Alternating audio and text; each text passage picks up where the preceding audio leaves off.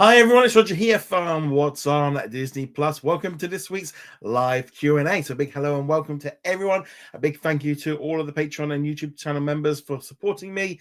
Really makes a massive difference. So less reliant on like Google advertising. So big thank you to everyone. Already see a few people joining in on the live chat. So big hello to Keenan, also Khalid and Barbatronic. Hello and welcome to all of you.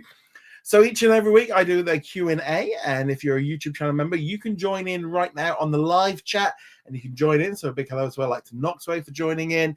Also, if you're a patron or a YouTube channel member, you can join in as well with questions in advance. I ask them, so I tend to jump between the pre-done questions and the live chat, so we can kind of jump in and stuff. So you can also use the super chat function as well to send in a question, all of which help support me and keep the lights on and keep everything going. So big thank you to everyone for joining in. So today's sort of question that I picked, because what I tend to do is we get a lot of questions in advance. I'll pick the one that I think is the most interesting and kind of go with that one as the lead one. So I did put up a little bit of a poll that everyone can just vote on right now. And if you've got any ideas for some other polls, we'll do that. So I did ask, did you enjoy Captain America Brave New World? 33% of you loved it. 17% of you said it was all right. 2% didn't like it. But 48% of you haven't seen it yet. Caleb, for example, due to the bad weekend. So no spoiler talk. No spoiler talk. So yeah, I'll try and keep free. We're gonna not talk about this guy here, the little red guy here. But yeah, I won't be going into spoilers. I'm not sure if there's that many, but I'll be honest. This was a really thing for me with Captain America. What I tend to do with Marvel movies, especially, is I tend to watch like the first trailer or two, and at that point, once like the main trailer has been released, I won't watch any more clips or any more trailers as they drop out. I don't read anybody else's reviews. I try and avoid clicking on any articles about interviews and stuff. I try and that's why on Friday morning, I literally went at 8:30 in the morning. I literally, my family this morning were like, why did you go to the cinemas? Like, because I can get up, go to the cinema, watch the movie. Generally, like, the American audience hasn't seen it yet. Most of Europe hasn't seen it yet. So therefore, if I can avoid social media for like an hour or so when I wake up and get to the cinema, works perfectly. And therefore I can see it without any spoilers. So I definitely understand the idea of not getting anything spoiled. But yeah, I mean, I really enjoyed it, but I'll get into that a little bit later on. Right, so let's jump into the question that Caleb asked, do you find it weird that there are people that are actively rooting for the MCU to fail because it no longer interests them? And there's definitely, I think we've seen over the last 2 years, effectively, where there has been a souring on Marvel. Marvel was the biggest game in town. They were on top of the mountain. The kind of the Infinity War going into Endgame, they were at the top. They were making a ton of money. Everyone was excited about Marvel. MCU was basically almost untouchable. It was on another level.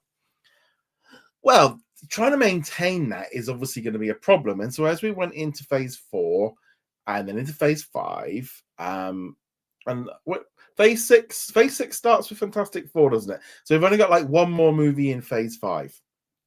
And these phases just haven't clicked with audiences in the same way. And there's a lot of reasons for that. But there is a kind of a general anti-MCU territory. There's an anti-Disney territory. There's a whole other element to all of this as well, which is, a response to some of the choices that have been made. So, it's a very weird situation, but I'd love to know, let me know in the comments, what do you think that some of the issues? So there's actually so many, I actually end up having to make a little bit of a list just to kind of keep myself on track. So first off, I think there were some bad choices made by Marvel after the events of Endgame. I think they got a little bit cocky. I think they got a little bit blasé. I think they thought everything was always going to be great. They were awesome, and everything they did was golden. And we have seen a lot of missteps. Now, obviously, we did have the pandemic, which did impact on the box office numbers for a number of films. Black Widow, Shang-Chi, Eternals, Doctor Strange. There was a period of movies that took a lot less money at the cinema because of the pandemic, so they will have a little asterisk next to them that, like, yeah, these movies didn't do as well as the box office because the cinemas were closed. We had to wear masks. There was issues around them. Like Black Widow was released on digital at the same time, so there was some issues, and I think we need to address that. But also, I think the biggest problem has been quality and quantity. Disney Plus was launching and they just went hell for leather. We're going to make as much stuff as we possibly can. We're going to bring in millions of subscribers. This is going to be awesome. Everything we do will be amazing. And we're going to redefine. It does feel like Marvel Studios was like, we're going to make television and we're going to blow everybody else out the water because we are smoking hot. And they showed that they actually don't know how to make a television series. They showed that they all the history of how they make television for the last few decades, they thought they could do better. And well, they got proven wrong because WandaVision was awesome, no doubt about it. Falcon and the Winter Soldier was good. But gradually over each series, they weren't hitting it the same. Audiences weren't liking how they were doing the episodes. They weren't clicking the same way. There was bad choices made with some of the creative side of things. There was too many shows coming out. I think as well, the character choices. They introduced a load of new characters because the big ones had all finished. And that also goes for the movies as well. They just seem to completely throw away like all the characters that we knew and introduce a load of new characters too quickly. We also had all the delays because of the pandemic, which caused then a knock-on effect of other problems. And we're still there because back in 2019, by now we should be coming up to, I think the release of Kang Dynasty should be actually be hitting now, or we should have already, everything that's pretty much been announced should have already been out by now. They are, I think, about at least a year or two behind schedule from what they put out in 2019. We've seen a drastic slowdown. And I do think the choices that they made for characters, for some of the projects, for not having an Avengers team up, I think they should have had an Avengers team up movie maybe at the end of 4 or at the end of every phase should have a team up movie to kind of act as a thing. People didn't like the idea of where it was going. The idea as well of the multiverse, which I always was against. It was confusing. It was a way of meddling the waters, people not understanding what's going on. It is a combination of just multiple mistakes and errors and I think that's there. I don't think you can just go, that's it. That was the problem. That one thing was, if we hadn't done that, everything would have been good.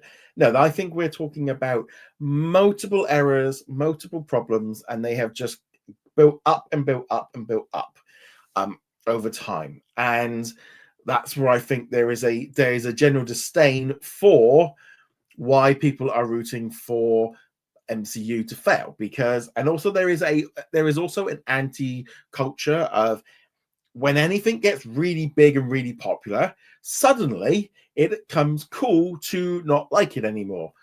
And that happens to everything. Everything that becomes popular generally becomes too popular that then it's no longer popular for the next kids. I think there's so many problems for it. They were releasing too many things together, too many things that weren't good enough. That's caused people to be like, oh, I don't like this. I don't want to carry on with this, or I don't need to watch. Why do I have to watch that? And there's just been too much. Now they have started slowing things down.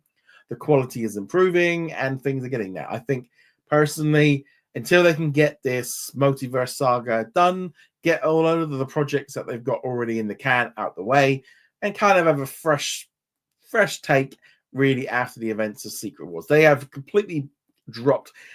There is also a massive social media echo chamber and bubble. And all the stuff that we see on social media, that doesn't necessarily mean that is true, doesn't necessarily mean that is what everybody's thinking.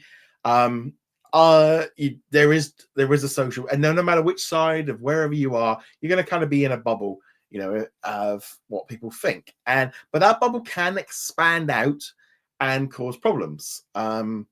We've seen it with the box office and the viewership numbers, there's been a lot of people just pulling away from Marvel, and I think that is something that they need to address. They've shown with Deadpool and Wolverine that they can pull people back in. Whether or not Daredevil Born Again will be able to pull audiences back in, I don't think Echo and Agatha were at that level they could do. I think Agatha did a lot of good. Between Agatha and Deadpool and Wolverine being really good, I think that's helped. I think there is issues with some of the projects that they've done, which has then caused another problem for Disney, and that obviously has political in ways of looking at it. You've also got people from the left and the right, and that has caused problems. I think no matter which way you look at it, you could say that Marvel went maybe a little bit too much to the left and tried to recreate the comic book. There was a comic book program that they did where basically they introduced all these new characters, which were kind of alternate versions of well-established ones. Not necessarily She-Hulk, but we had like lots of characters introduced, and they brought them into film and TV series. And the same thing that happened with the comic books also happened with the shows, where the audiences did not respond to them in the same way. We're seeing it now with Captain America, because I was in the supermarket the other day, walking along the aisle, and there was a whole section full of Captain America, Brave New World toys. You had loads of Sam action figures, Red Hulk figures. You had like big red fists and all the rest of it. And I can't help but feel like how many people are walking through that aisle and they were going to look at that and go, why is Hulk red? And essentially like, why does Captain America have wings and is black? Like, they are going to be confused because that's not what they know as, and that's going to be hard. Some people are just not going to respond to that because they don't know what's going on. How many of them watched The Falcon and the Winter Soldier or are aware in the comic books that has come in? There is that. There's an anti-Disney group. You've got a load of people that are just anti-Disney. Whatever Disney's do, it's bad. It's no good. You've also got grifting. There's a big problem, I think, especially like with YouTube and Twitter and Facebook, where they are encouraged to things that are negative generally perform better on social media and make more money. And there's a whole load of people who leaned in on it. So Disney and Marvel went to the left, and the right took advantage and has been kind of piling on that, making it worse. The Marvels is probably very much in that same thing of that was a movie that just got dunked on. I enjoyed it. It was fine. I thought, for super, it's like with Captain America. I don't really get what all the fuss is about. It's not the best movie of all time. I think it's pretty fun. You've got a guy in wings that's fighting someone, a big red monster. That's basically it. We're not talking here big stories that are politically, and like full of, this is a comic book superheroes popcorn flick. I think there's some problems with people going into this Captain America thinking it's going to be something else than what it is, hoping that it was going to be a different movie than what they wanted it to be. I thought it was a very easygoing popcorn flick.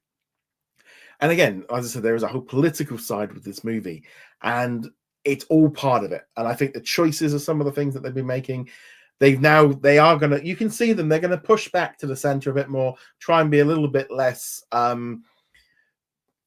just trying not to piss off either side. That's what they're going to do. They're going to piss some people off, but if they can move back to the middle, and you can see Disney doing this anyway, where they're just trying not to piss anybody off because they want to entertain everybody.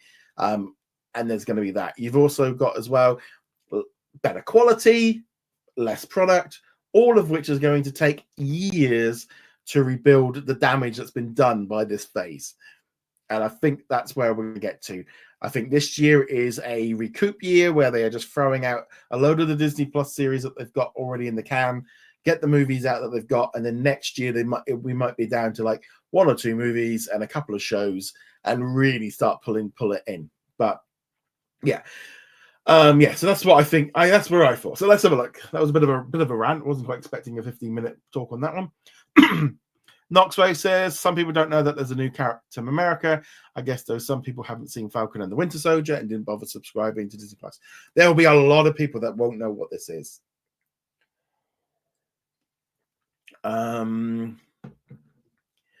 Keller says, I asked this question to some friends online. One of them said cited overexposure of the MCU. Yeah, so that's the too much.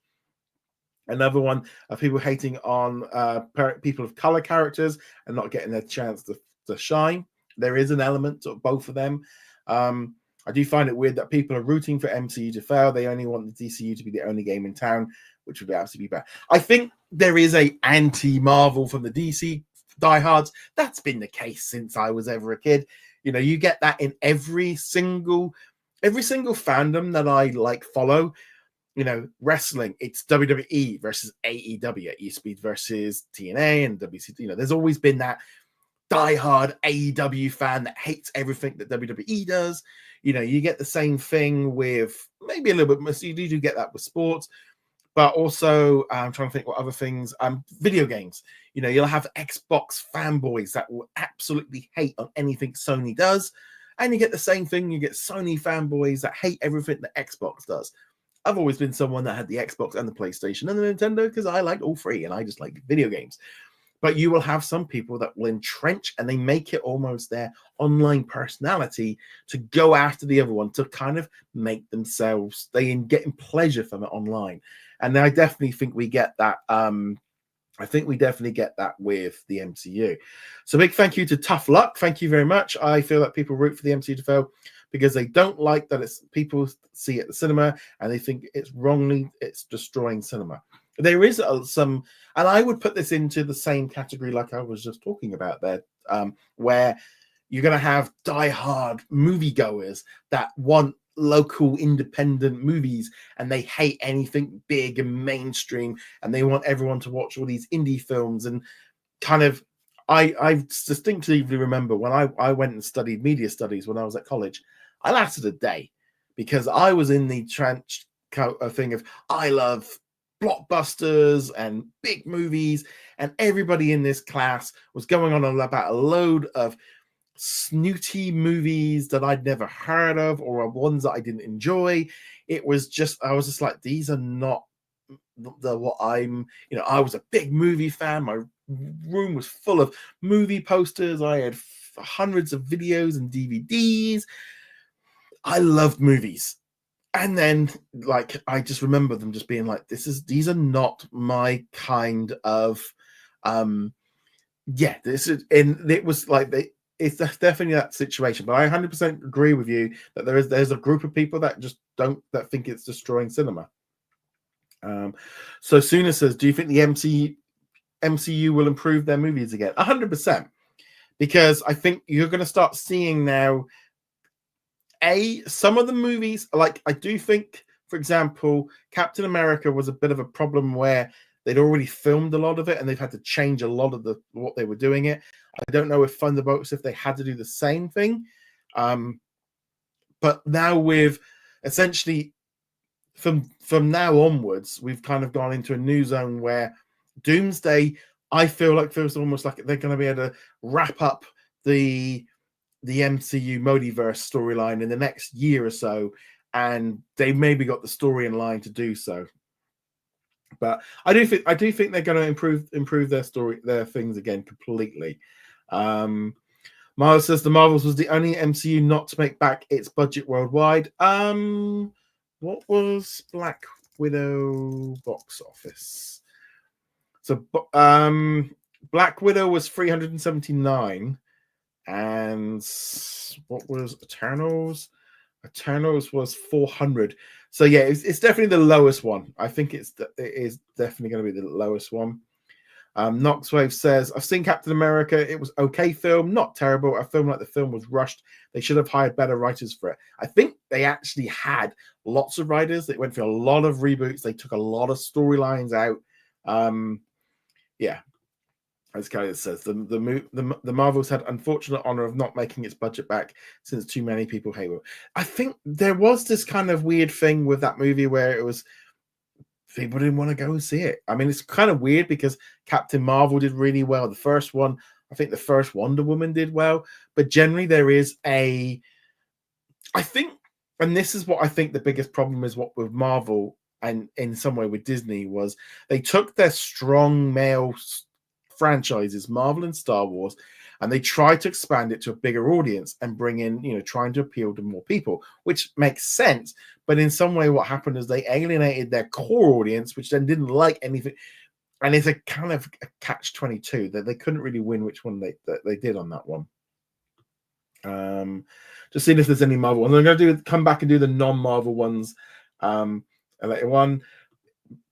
Miles says, in Bob Iger's memoir, Ride of a Lifetime, he stated that he had to intervene to get Black Widow and Captain Marvel greenlit due to the CEO Pearl Macker's lack of faith.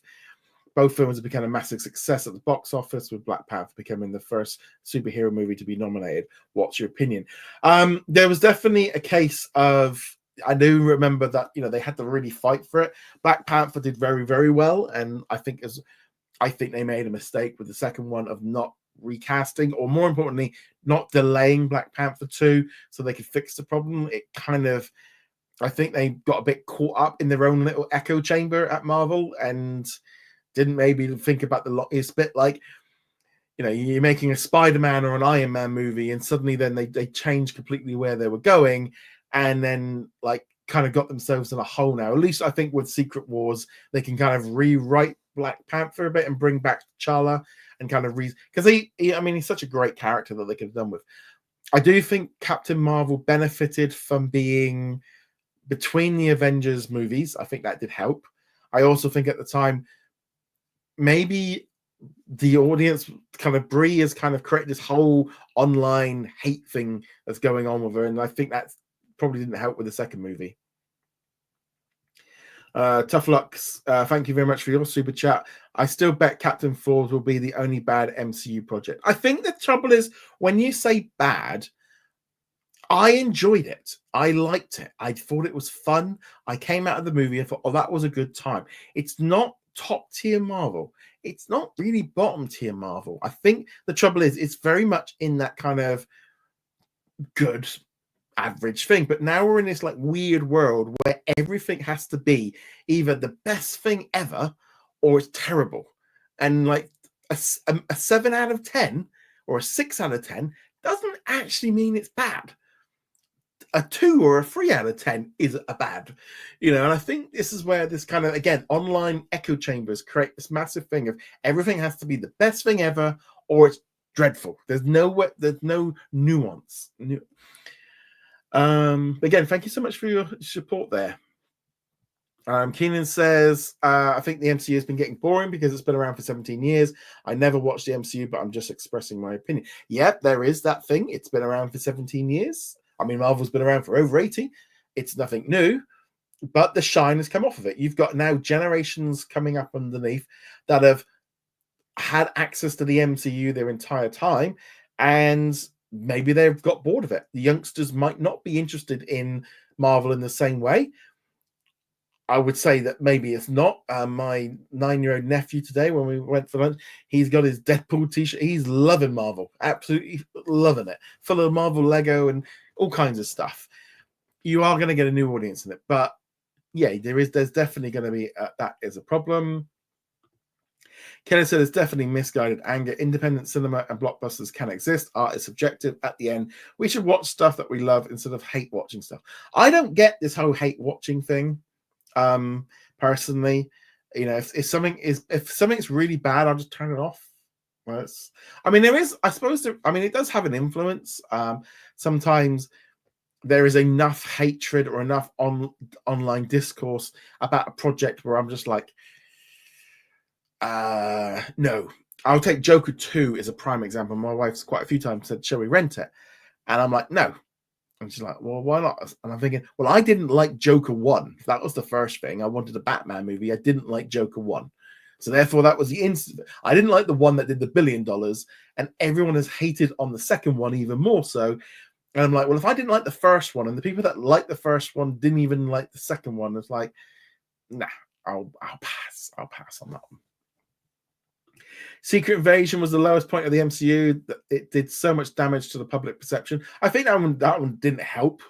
I think that was definitely it started as such a good premise and just went nowhere. Right, let's carry on with some pre-done questions. If you've got any more live questions, feel free to put it in. We'll move on to a new topic. I just realized it's 25 minutes on one topic. That was a good question, Caitlin. Oh, Keenan, sorry. That was a good question. Right, okay. Babek says, how come Disney hasn't done more marketing on the Hilarious brand? The logo doesn't appear in the specials, and the comedians don't even talk about it when doing press. First off, it's a horrible name. I don't think it. Do you need it? I don't really get what the point of it is. It does feel a little bit like some PR person in a office thought that this was a hilarious idea and went with it. Also, the brand doesn't work globally. So therefore we don't have that. Hilarious doesn't exist internationally.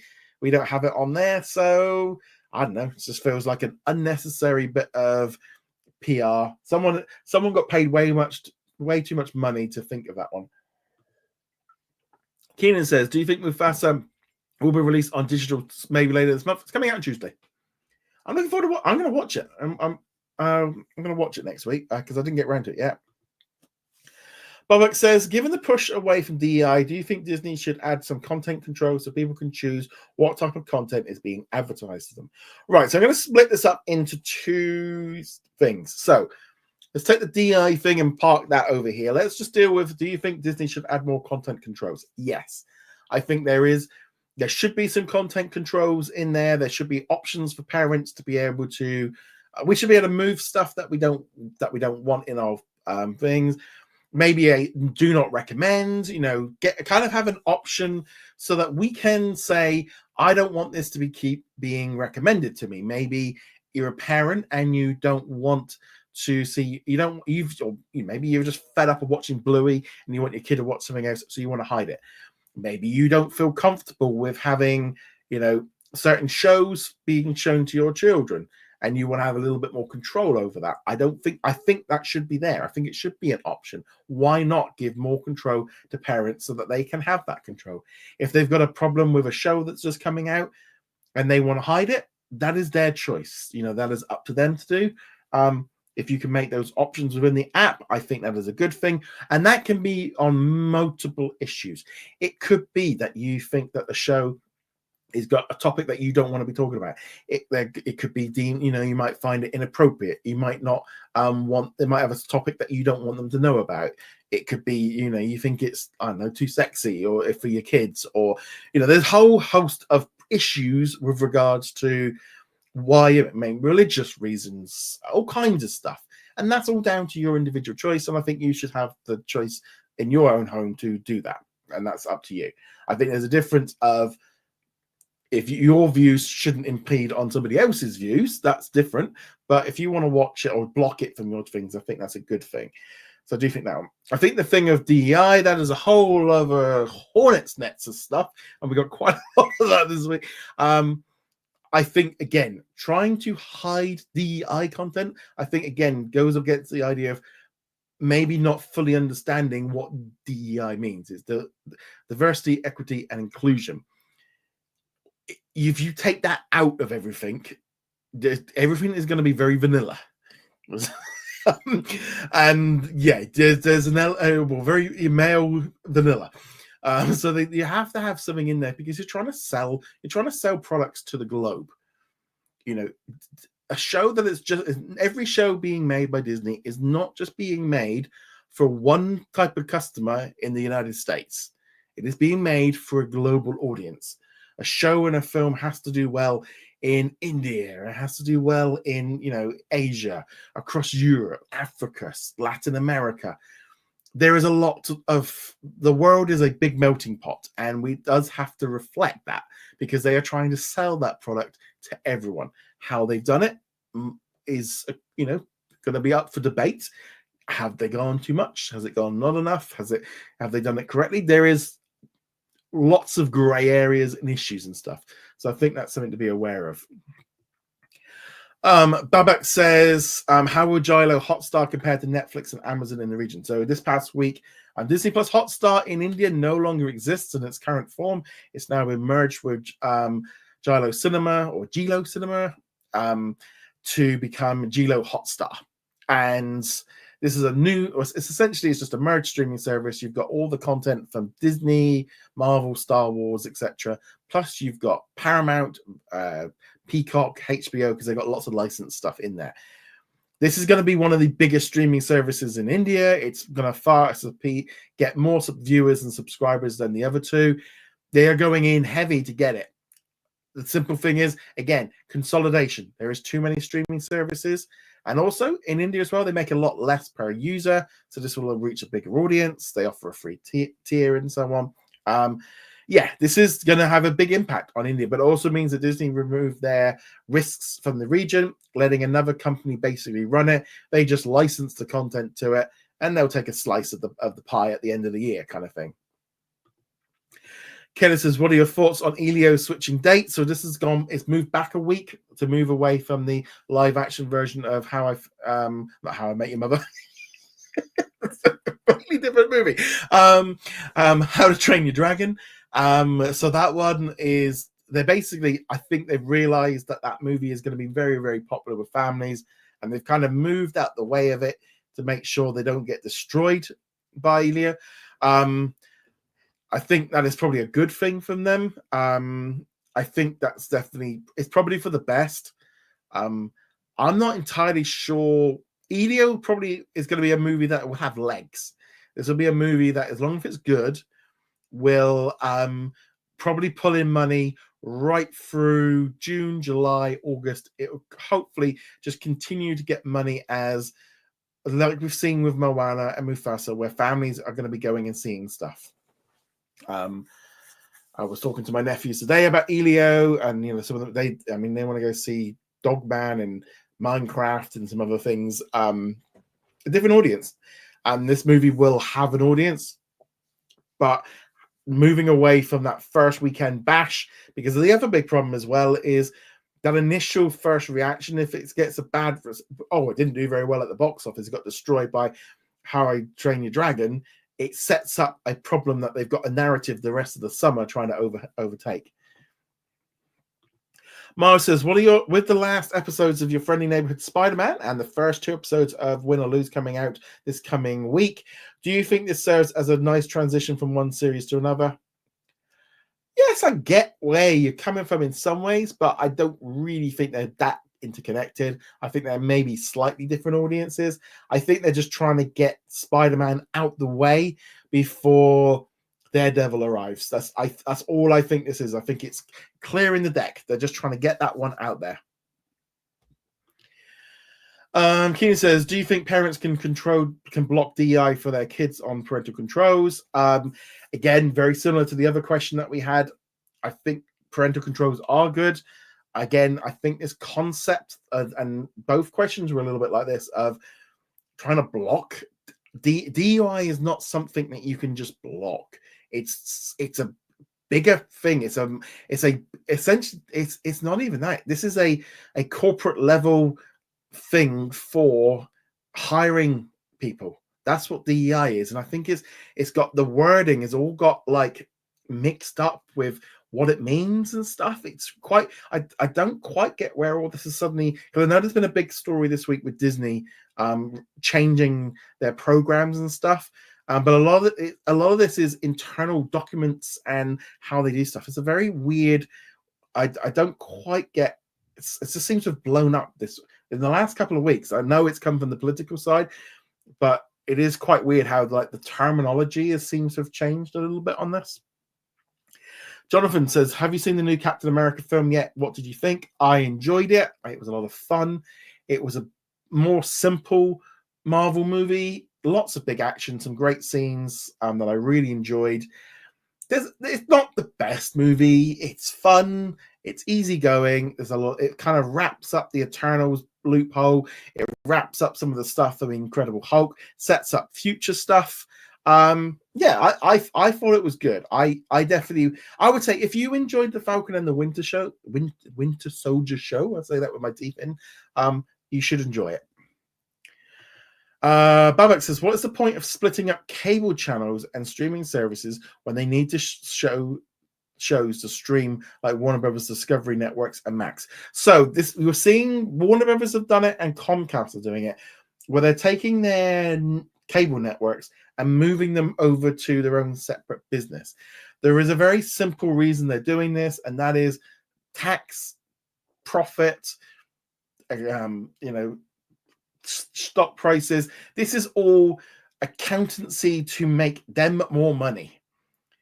That's all it is. It is literally paper shuffling to make them more money. They're still going to be making the shows. They're still going to be making it. The simple problem is the value of those channels has decreased. So now it's called, if they can take them away from their studio budgets, that budget will go up and the stocks will go up, and they've moved the loss leaders over them. It's kind of weird. It's like if we could do that as a human being, just as a member of, say you've got a credit card or you've got a loan or you've got, a bit of debt, and you go, whoa, I'm going to create a copy of me, and they're going to have all the debt, and I'm going to have the house and the car and everything, but only the debt is on them. So if there's any problem, the copy has got all, and that's basically what it's a big tax accountancy. It's all about saving some big money at the top end. It's not for any of our benefits. Big thank you to Tough Luck for your super chat as well. Thank you so much for your support there. You've been fantastic. I think Elio moving back a week is a good move because that gives it a chance to have IMAX screens in the US, since Odeon UK, Elio's releasing it in IMAX. Yeah, it would make sense. I mean, again, for us here in the UK, a June release is always a little bit funny because the kids don't break up till July. But obviously in the US, the kids are already off. Kids will be going and seeing multiple films over the summer. It's not just a one and done. Families will go, or the rest of it. Yeah, I think it's probably a good move. I personally also think the Superman Fantastic Four problem is very similar, that they're going to kind of bite into each other.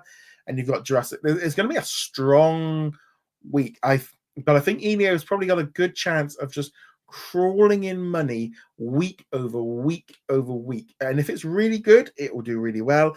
If it's only average, it might struggle with so much competition. But again, thank you so much. Right, let's just jump back into some of the questions. Let's see what we've got. I'm just going to go to the top here and see if there's anything non-MCU. Bob Trolling says, why did Discovery sold Motor Tread to Hearst 11 months after adding the Motor Tread content to Max and Discovery Plus? Probably the Discovery, Warner Brothers Discovery has got massive debts, and they're trying to sell off assets to get themselves out of debt. They borrowed a lot of money, and that was the problem.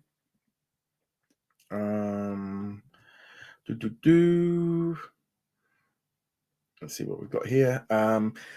Mao says, do you think New Line Cinema could jointly make an animated film with Warner Brothers Pictures Animation, since Warner Brothers Pictures Animation is co-producing the dynamic duo with James Gunn's DC Studios?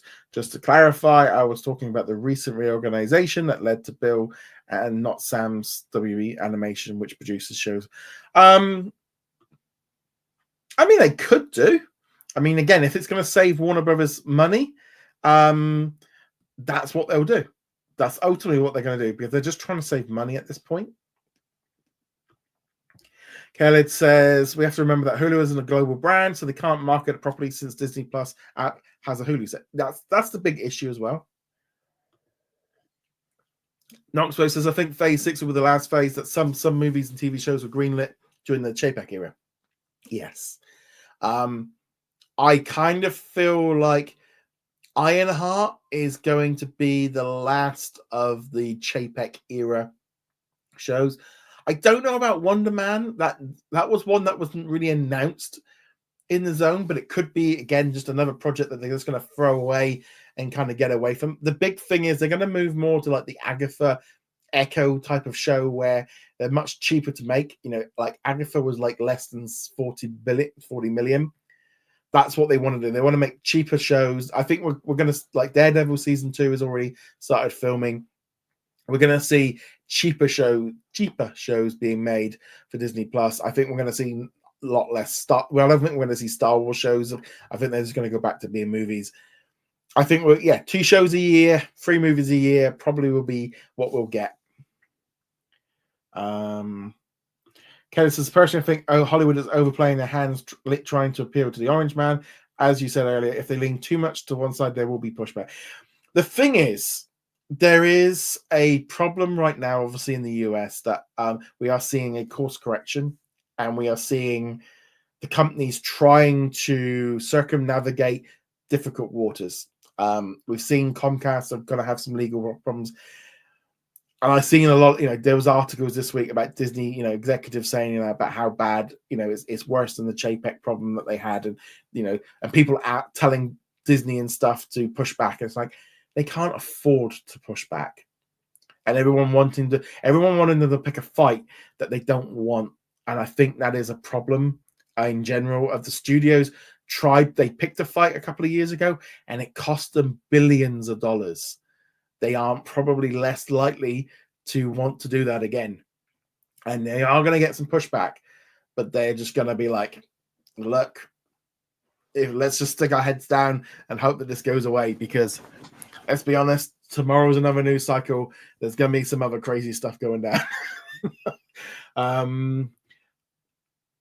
Yes, I heard Knoxway said, I heard that Elio got delayed 1 week to avoid How I Train Your Dragon. Is a smart move since they don't want the same thing with Mufasa and Sonic 3.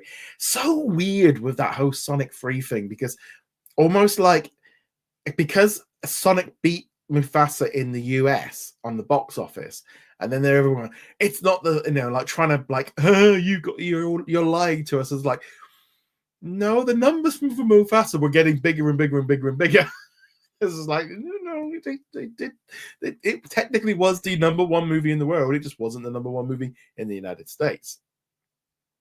Baba Serve Trolling says, does it matter to you what company owns a business that you like? I personally don't. I don't really go with that idea. If there's a franchise or a character or a movie or something that you like, the company shouldn't make too much difference. I'm sure if you asked 99% of people, if you said to them, like, if you picked 3 movies and you asked them who made them, probably most of them wouldn't even be able to tell you what studio it came from. In reality, obviously, in like our little bubble, we all kind of know that kind of stuff. But the majority of people couldn't care less what company it is.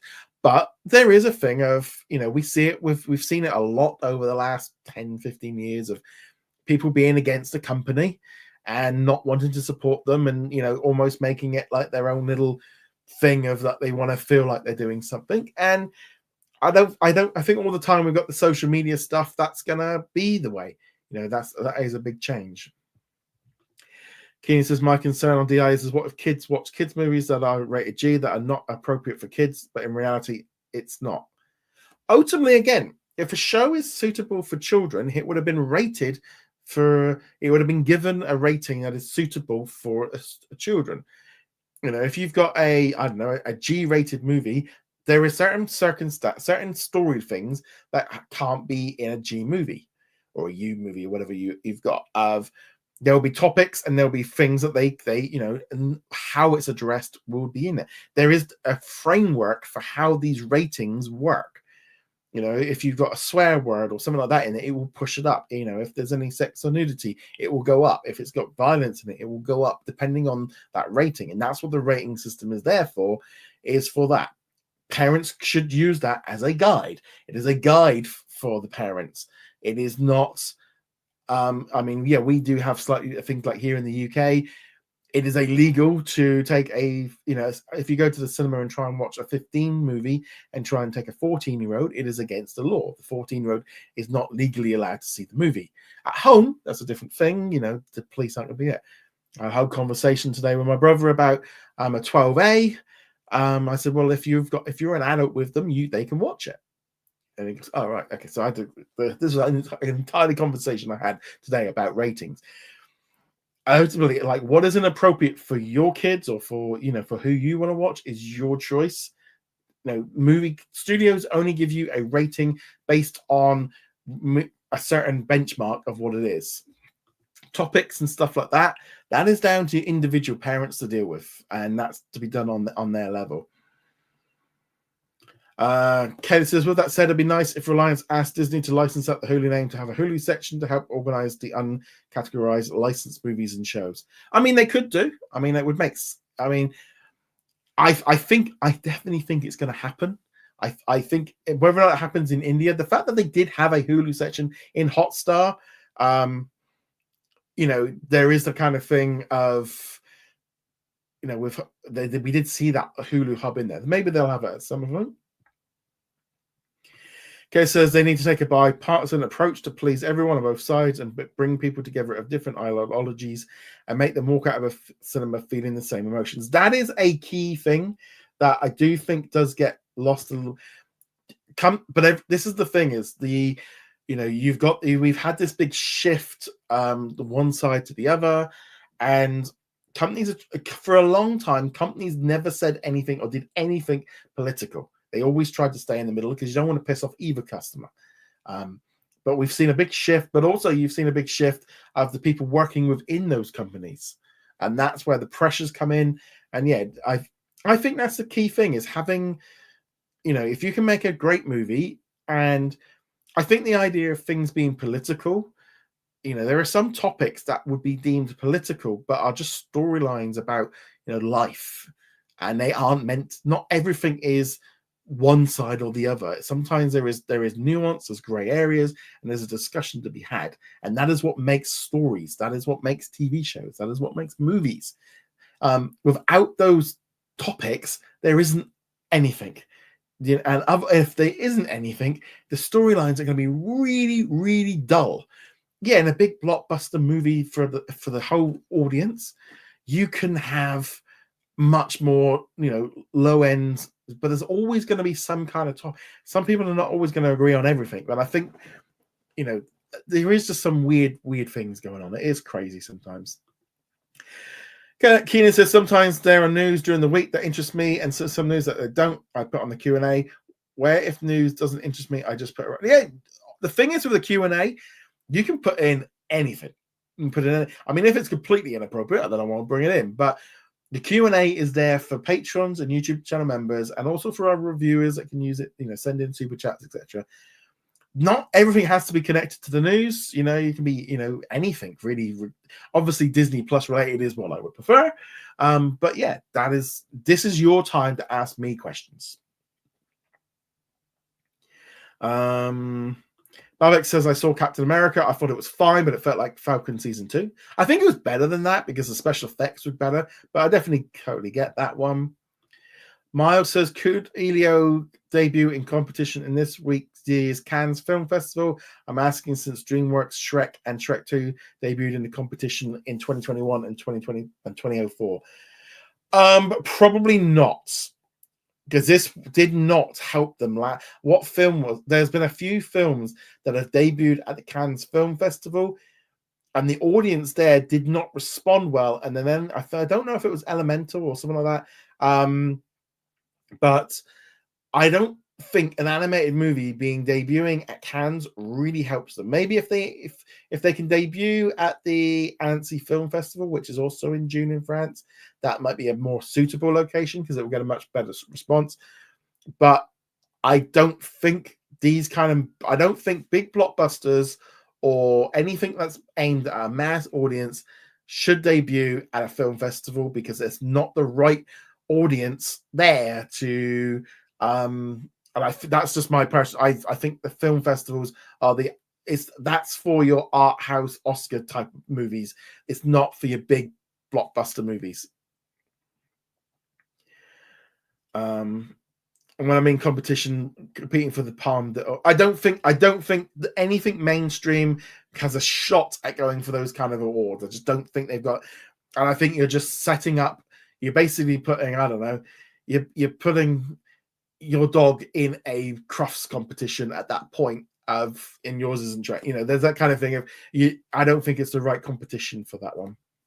Miles says, have you played the Game of the Year winner Astro Bot on the PS5? I got it for Christmas recently, and I'm thoroughly enjoying it. No, I have not got Astro Bot. I've been waiting for it to drop, or at least to get on the PS Plus. For Christmas, I got Space Marine 2. That was the one I got for Christmas. I'm currently kind of drifting between the Destiny 2 new expansion. I don't know why I've dropped back into Hitman again. Bit of NFL, and I got the big WWE game coming out in 2 weeks. So Space Marine's kind of been the main one I've been playing. I did love Astrobot on the PSVR. When he was on that one, that was a fantastic game. I loved it. I definitely want to play Astrobot. It's just I can't justify the cost of that at the minute. It just seems a lot. Knoxway said that the X-Men 97 season had some rewrites due to the creator getting fired. I would imagine that would be. That would make sense. Keen says, I don't know about you, but I don't have kids. No, well, that's the thing as well. I mean, in that case, it makes sense, if we don't have kids, we put that on the parents. The parents can have that decision. We shouldn't be making decisions for them. They let them kind of do it, but also it goes the other way around, because sometimes you get a lot of parents kind of trying to push stuff onto us, especially like with the launch of Star and Hulu. But I don't want this on here. And it's like, you don't, I do. So we've both got the equal same right, just because, there's that kind of thing. Mario says, do you think the BBC should introduce some 15A certificates similar to the one in Ireland, so that anyone under 15, when they're occupied by a parent or guardian, could go watch a 15A? Bit of a tricky one, isn't it? Because I think in the US, and I think this is right, you can actually take a kid to see an R-rated film. They are allowed to go to it with an adult. They have slightly different rules, whereas obviously a 15 is a blanket 15. The cinema could get fined if you're in there and you're under. I mean, when I was 14, I used to sneak in to watch 15 movies. That was just what you did. And 16, 17, going to see an 18. That was just part of the whole fun of it. The big thing really is it's more, I think the US market generally tries to, it doesn't want a big mainstream movie going beyond 12A or a PG-13, because then they lose a lot of access to customers if they go that much higher into if they go to a rated R, which is probably just above a 15. That's where that kind of comes into. And again, I think at 15, the ratings are there for a reason. They are saying that they do not want you to have, I mean, not a lot of parents even bother with that anymore, but it is a very difficult one. Bobatronic says, when do you think Disney will remove the Hotstar content from Hulu? If they do, I don't see it happening anytime soon. I do wonder if Disney will do a deal with Hotstar to license its content, or if they will relaunch or launch Gilo Hotstar in the US, because they were talking in an interview about going global. Maybe they go, actually, no, we're going to take all of our Indian content and make a dedicated and relaunch Hotstar in the US. And then they'll take all that content back. That could be a way of them doing it. The fact that for me was the fact that Disney never put the Hotstar content in Disney Plus when they launched Hulu on Disney Plus, and then how they never launched the Hotstar content on Disney Plus in any country. It's felt a little bit like that's a bit odd. That's not a good sign.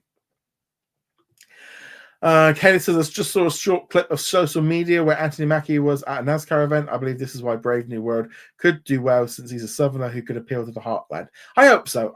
There's so much negativity about this film that's way beyond the movie, and obviously they're trying to do a big campaign to get more people to see it. I mean, the irony isn't lost on the fact that Captain America has, the president becomes just red hot, gets so angry and so turns into the Hulk. There is this kind of thing of okay. So Suna says, how many Marvel movies do you think we'll get this year? This year we're going to get 3. We've got Captain America, Thunderbolts, and Fantastic Four. I think next year we've got an untitled one and Secret. Personally, I don't think 2 or 3's I think less might be a bit more. I think we can do 3 as long as Sony are out the picture. If Sony play ball, that could help. But I do think that would make sense. Mars says, I think the one delay for Elio is a smart move. If Disney stuck to the original date, it would have been cannibalized by How I Trained Your Dragon. Yeah.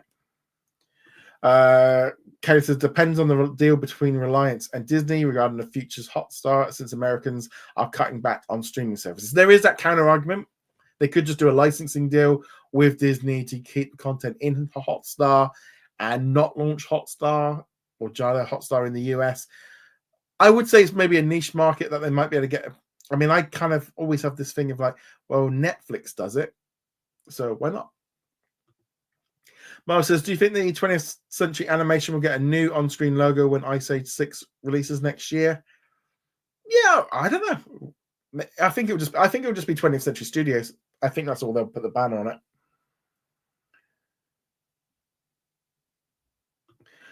On the dates, you put the release date? You stated that it was a Searchlight Pictures film when it's a 20th Century. Oh, did I? It must have been a thing. I thought it was.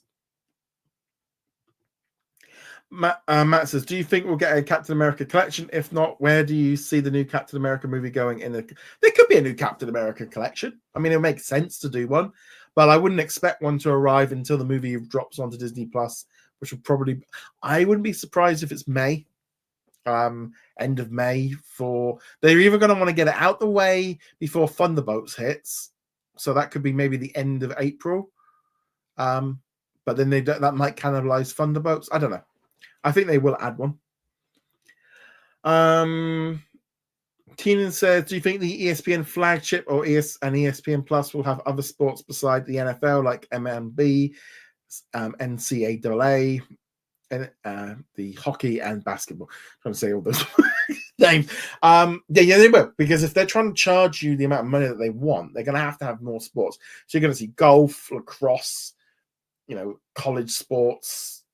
They're gonna. I don't know whether I don't know if they've got MLB. I don't know. I think that's a separate one. They have got an NBA deal now for I think 10 years. So that's set. I think they've got a long-standing deal with the NHL. So yeah, they'll be around for a while, but they'll add in other stuff. I think there's a lot of talk going on whether or not ESPN will be able to keep the Formula One. I think Netflix are going after that one. Kelly says, with Gilo Hotstar being official, could Reliance help expand Disney Plus into other countries, or a standalone Disney Plus app doesn't exist? No, I don't think so. I think this is the exact opposite. I think this is Disney going, you do India, we're doing everywhere else. I think that is a case of them going, yeah, you just focus on that area, take that off our hands, we'll do everything else. I don't think that's the way it'll go. Miles says, in Bob Iger's book, CEO Michael Eisner often clashed with Bob and Harvey Weinstein about Miramax films, which Disney owned at the time, about Miramax's reckless financial management. What do you think? Yeah, so this is part of a bigger question. Couldn't fit it all into the limit.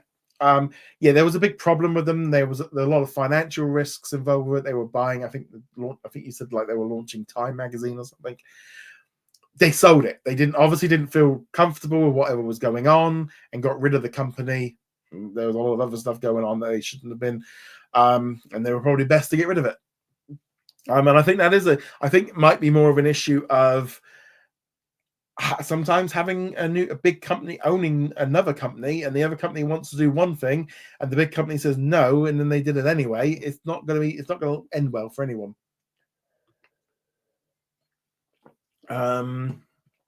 Kelly says, speaking of the MLB, I really hope cooler heads prevails regarding negotiations, since the RSM model is crumbling.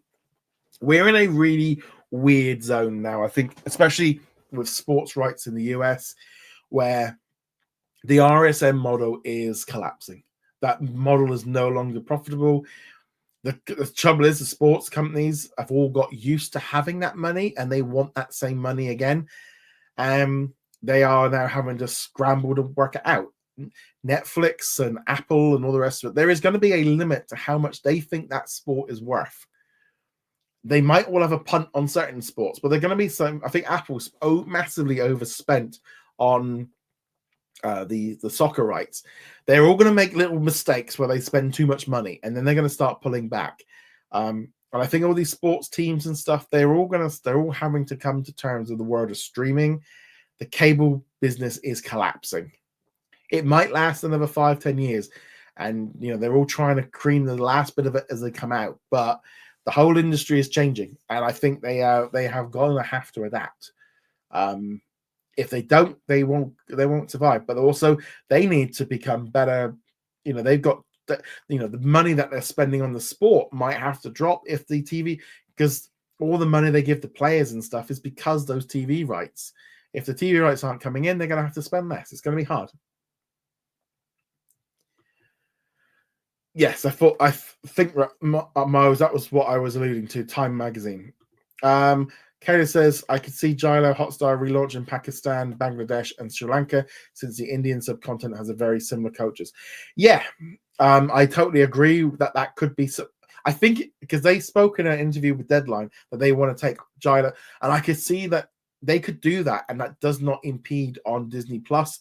And they could also, again, in those countries where, like, I don't think Disney Plus exists in those countries, they could then incorporate that content into it, and Disney just takes a slice of the pie without having to take the debt on to.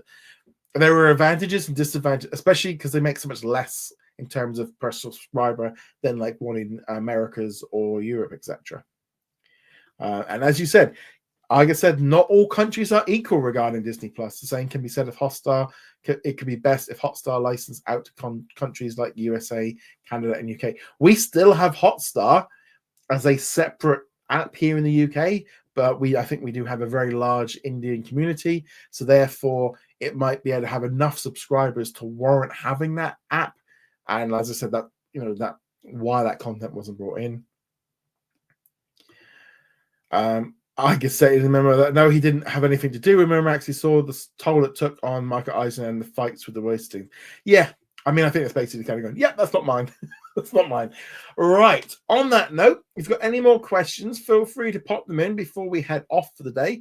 A lot of some deep questions today. Some of the easiest ones. A big thank you again to Tough Luck for all your super chats. That was fantastic today. That was great. Thank you so much for your support. Again, our plan is to be back next week for the same time. Let's see what we've got here. Mara says, I might see a complete unknown during my week with my mother, since it's up for 8 Oscars. I will see it when I'll probably watch it when it drops on digital or Disney Plus. I'm not going to lie. The more Oscars a movie gets nominated for, the probably more likely is that I'm going to not enjoy it. As I mentioned earlier, some of those Oscar nominations, sometimes you get some really good ones. But a lot of the times I will watch an Oscar-nominated movie after, when it's been on stream, and I do kind of go, that's just not for me. That was just it's not a movie I enjoyed. I think The Complete Unknown might be better because it's a biopic, and it might catch my attention a bit more. Bob Dylan, I have got no idea about. I think I know like one of his songs about a Rolling Stone, which I actually thought was by the Rolling Stones. I don't know Bob Dylan. No idea really about him or his music. So it's like I'm not necessarily interested in that storyline either, because I don't know him or don't really know his music. So therefore, it's less interesting. When they did like the Bohemian Rhapsody and the Elton John Rocket Man, I loved the music, so therefore I really want to watch the Robbie Williams Better Man one, because I really enjoy Robbie Williams. I've seen him live, he's fantastic. I want to see that movie. I'm not going to see it at the cinema. I'll wait till it comes out, but that's it. Bubba Trolling says, does anyone care if the content is third party on a streaming service? I don't think it's a bad thing to have licensed content on Disney Plus. We're getting a lot of it now in the UK. I think we're going to start seeing this happening globally, where the Hulu side of Disney Plus is going to start incorporating more licensed content. I think this is good for subscribers. It offers more value, more things to watch. I think it's good. I think the idea that we all like to have this, like, that's in that box, and that's in that box, and that's in that box. Most people couldn't care less what box it's in, because to them it's all one big box.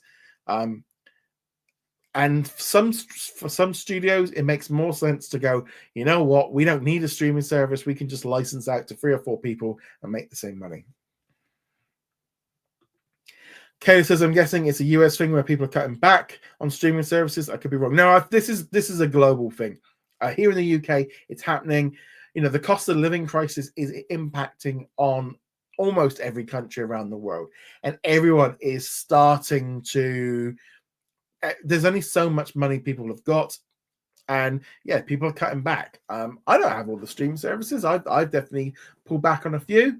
Yeah, and there's a few streaming services where it's like, I'm going to do a little bit more rotation. Currently, I've got Now TV for 6 months. When that one expires, I might jump into something else. Netflix at the minute for me has the use of WWE on there is for me drastically boosted up what I watch. Also, a good movie on Apple TV Plus today, The Gorge. That was quite good. Kelly says, I don't think the US will have Hotstar because of Hulu. Well, Hotstar existed as well as Hulu. That they did exist for multiple years, but there's no reason why Gilo Hotstar couldn't launch in India, or sorry, in the US, and they move all the Hotstar content back to where it originally came from. Kin says, I know my parents liked it when Hotstar moved to Hulu as opposed to when it was a standalone app due to messy UI when Hulu was cleaner. Yeah, totally.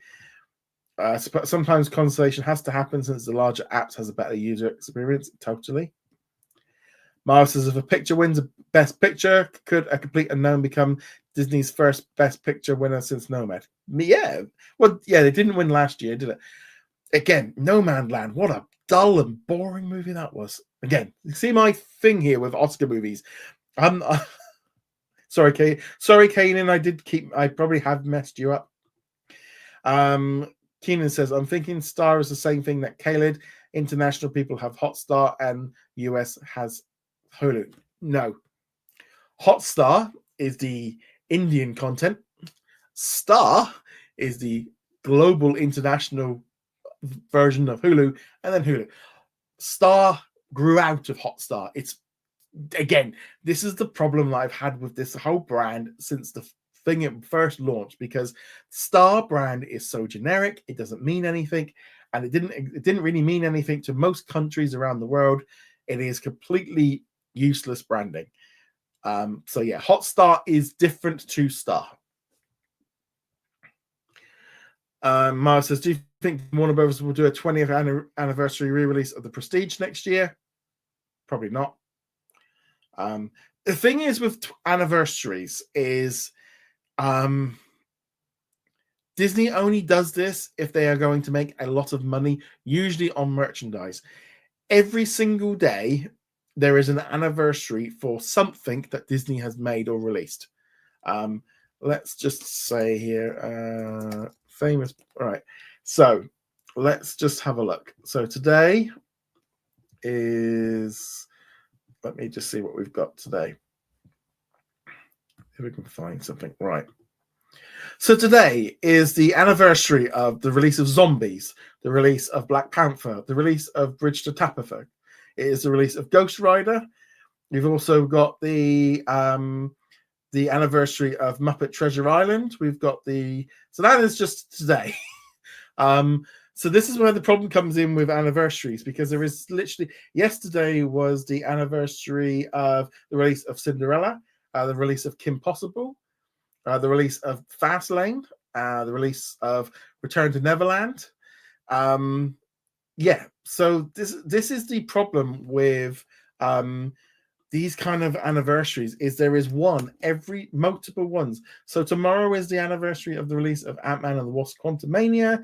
There's also the anniversary of Radio Rebel, Confessions of a Teenage Drama Queen.